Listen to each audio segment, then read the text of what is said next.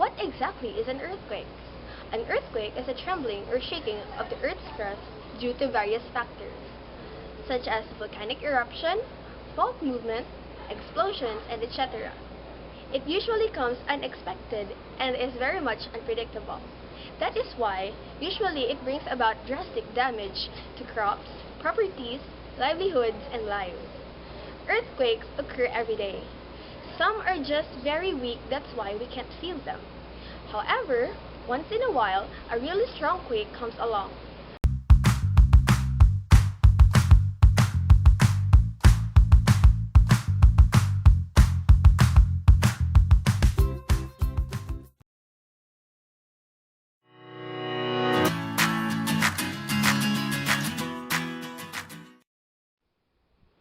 So, these are the things to do before an earthquake. First, familiarize yourselves with the axis. Second, take note of sturdy or safe places you can evacuate to.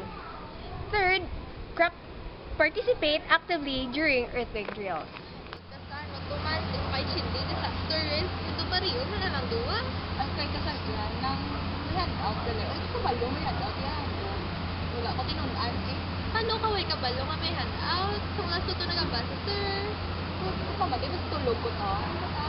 Naansing katulog mo ya. Earthquake. Pato ano nang matulog? Earthquake. Di man na daw adlaw kanino. Gani, ay, hustong ka na lang nino. Gamuna yung pag-ano ya. O gani man.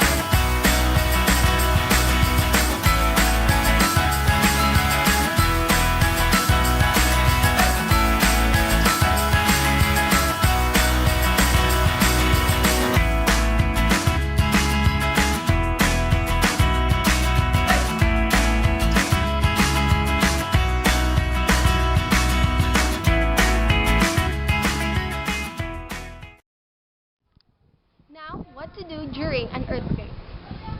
First and foremost, don't panic. Second, remember to duck, cover, and hold. And lastly, evacuate to an open area. Galingin ulo ko eh. Ha? Ako na galingin ulo ko. Labas ka ba tiyaga man siyang gaunod? Ala. Bes Mas galino, bes!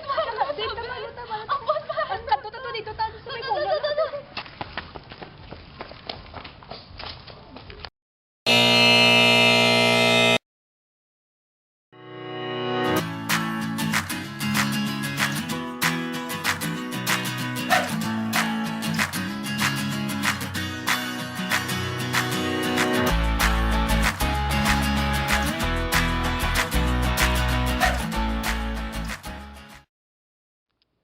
Now, what to do after an earthquake?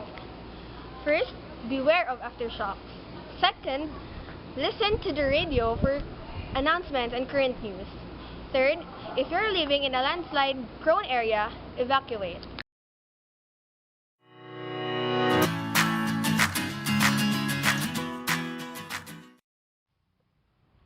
Shane, earthquake ma-prevent ta?